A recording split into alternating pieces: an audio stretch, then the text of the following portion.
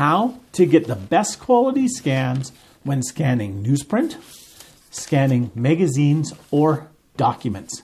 In this video, I'm going to give you some suggestions to help you, make life a little bit easier when scanning stuff. But first, who am I?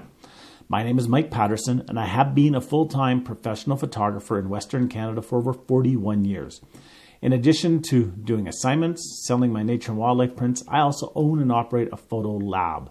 And I do lots of scanning, and I mean lots, thousands upon thousands of scans per week. From slides, negatives, newspapers, magazines, you name it, I scan it, I digitize it. And I get contacted by a lot of people saying, would love to bring you this stuff, but we're on the other side of the world. How can we get better quality scans? And instead of answering everybody individually, this video is going to answer some of your questions. If you like this video, click on the like button, click on the subscribe button down below, and let's get into it. First, a couple things to watch or beware of. I'm talking today about how to use the software, the firmware that comes with your scanner. I strongly recommend doing a lot of the adjustment post-scanning in a program like Photoshop or Affinity. I find it as much easier, much more control, but that's entirely up to you. It works on the scanner, I just don't find it's as good. The second thing about today's video is we're talking about Epson scanners specifically. Why? Because I find that Epson scanners are better, are more user-friendly, are, just usable compared to some of the other scanners out there. Some scanners are just so difficult to use that it's just not fun to use them, and I have different scanners. I like my Epson scanners. So let's get into it. Let's start with newspapers. First of all, one of the big issues of newspaper is the bleed through. What do I mean by bleed through? Well, if you take a piece of newspaper and you look through it, you can actually see what's printed on the back of the newsprint. There's not a lot you can do when you're scanning to get rid of this, other than to adjust your brightness, your contrast, and work in that. I recommend for that you do that in post-production because it allows you to use layers and allows you to do a lot more work, a lot more intensive.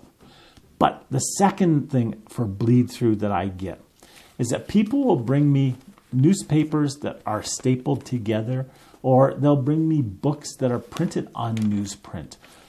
And we can't get them apart to scan them. So we're scanning huge stacks of newsprint to get what we're looking for.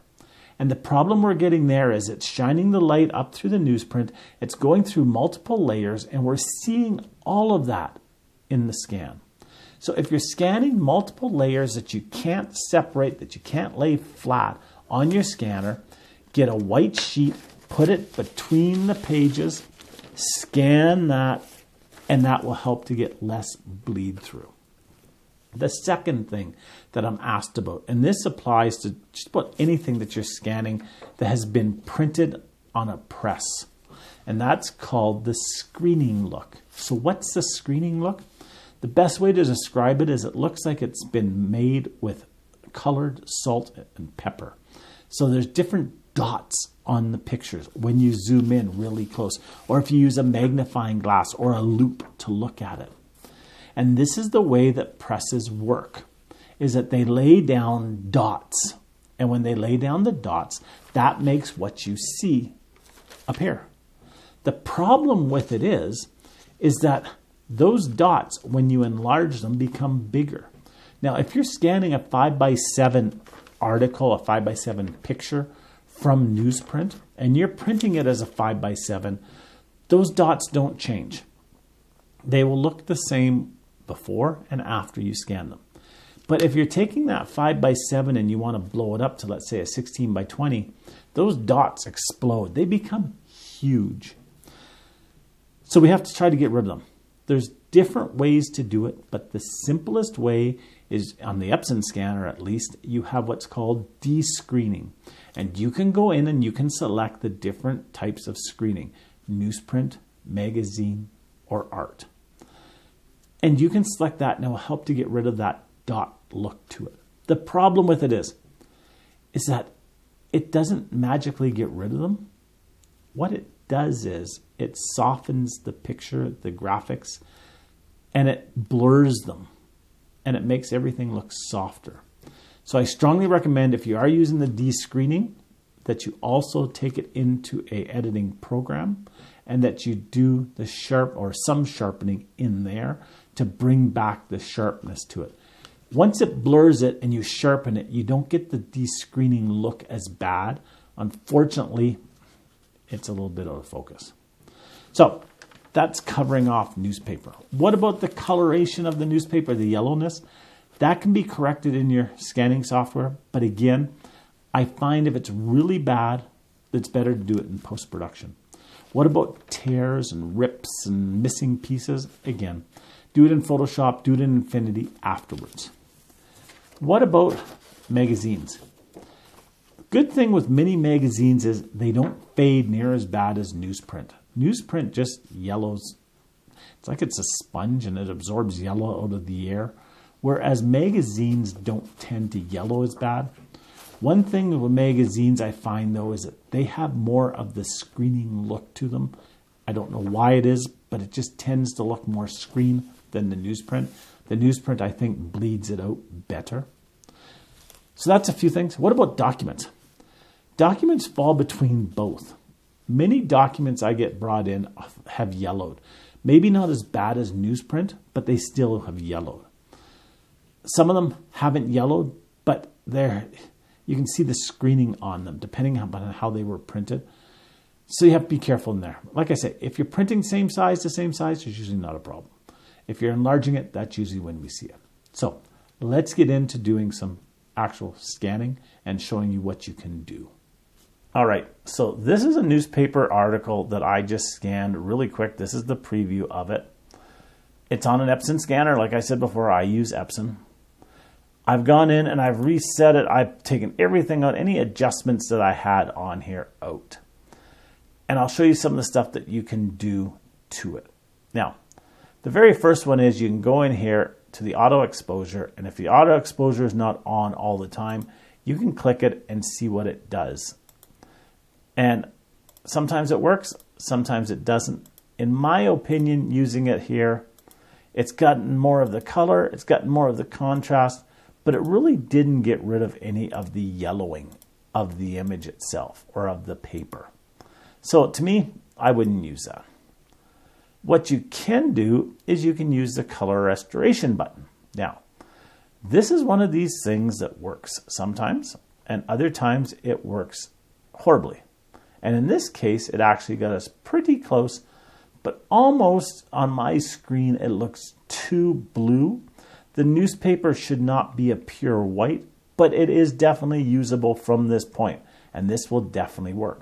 So if this was good enough for you, if you like this, the only thing that I would change at this point to get rid of stuff or make it a little bit better is I would go in and tell it that it's a newspaper.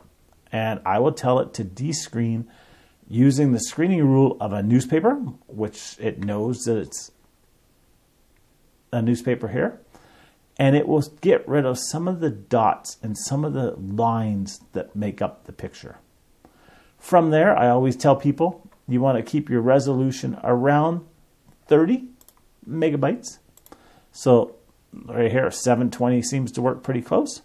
And then you can go in and you can scan it. But what happens if none of this stuff works right? Well, if this is where you started from, and if you tried your color restoration, if you tried the other stuff here, and it doesn't work, there's a few other things that you can do. One of the ones is using the histogram. And the cool thing about the histogram adjustment is you're going to see these little eyedroppers here. And with the eyedroppers, if you click on the eyedropper, the first one there is black, and click on black, it'll bring back the black. The next one here is gray. You click on gray, you click on there, and it brings back the gray. The next one here is white. We're going to say this is white here. You click on it, and it brings back the white. This got us very close to where color restoration it was.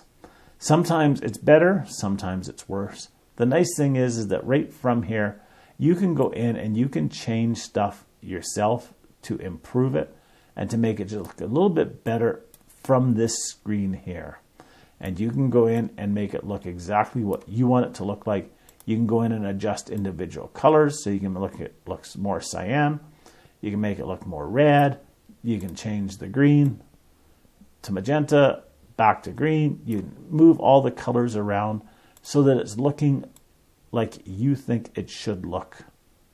And this works, to me, better than a lot of the other adjustments on here. And I really like it. Now we're going to hit close, only because I want to show you the next one. And we're going to reset it so it's back to the start. The next one that you can use is tone correction. Tone correction, a lot of people like tonal curves because you can go in and you can adjust all your tonal curves. I am not a fan of using tonal curves, never have been. There's nothing wrong with them. It's just not how I learned to adjust. So I'm not a big fan of using tonal curves, but you could definitely use those. The next area, let's hit reset so we're back. The next one that you can do is image adjustment. Now, image adjustment, you can move up the brightness, you can adjust your contrast, you can add some saturation to it, you can clean up some of the different colors to it, so you can bring it back. You can take it exactly where you want it to go, and you can make it look exactly how you want it to look by using all these sliders. And it actually does work. This is probably closer to what it should look like than what the other ones are, but it's a personal preference. It really is. And you can adjust to your heart's content to get it exactly where you want it, exactly to what you think is right. There is no real positive or perfect answer. It's really what you like. You can hit close here, and then you can go through and you can scan. Now, if you look up here, you can see these lines. You can see tiny little dots in different areas. That is your newspaper screening. This is how the newspaper is printed, with tiny dots. In fact, you can see some colors were spilled here and maybe possibly here. And there's some color down here that was spilled when it was. And those tiny dots sometimes get splurred, bigger drops on here. But if you want to get rid of this screening, you can then use the descreening function. And you can go in and you can select general, newspaper, magazine, fine art. This is a newspaper. So you select newspaper, and when you scan it and you've selected newspaper, it will help to get rid of these dots. Not perfect, but it will help to get rid of them. Now, I always tell people, when you're scanning anything, around the 30 megabyte size works for most people. So you can change your resolution to the resolution that you want to get it to around the 30 megabyte size. And then you can hit your scan. Then you can go in and you can take this, print it, save it, or run it through your post-processing system and go from there. Now, can you use multiples? So can you go in and go color correction and then go in and use this and adjust this? Yes. You can do multiple things at the same time to get the colors exactly how you want it. You can use backlit, and this is not going to look good with backlit. You can see how it's destroyed it too much there. You can go in and you can tell dust removal. So if there's dust on here, it'll get rid of that. You can use all different things here and build on it if you like. If you've scanned everything, if you've done everything up to this point and you still have some stuff that's bleeding through, that's where you can work on it in Photoshop and help to get rid of some of that shadowing, that bleeding through from the back. And that's one of the big problems with newspapers that people come up with. I haven't found a good way of doing it yet using the scanner software. It gets it close if you work on contrast, brightness, but it just doesn't work perfectly. I found using an editing program, you have just so much more to work with. You can work in layers, you can adjust different things, that it just works so much better. So I hope that gives you some ideas. I hope that helps you. I hope you, well, if you've got a lot of scanning to do, that you enjoy doing as much as I do. I love history. I love scanning stuff. I love adjusting it and cleaning it up. Once you've got it scanned, then take it to your photo editing program and you can get rid of the dust, scratches, and other damages to it, tears and everything like that.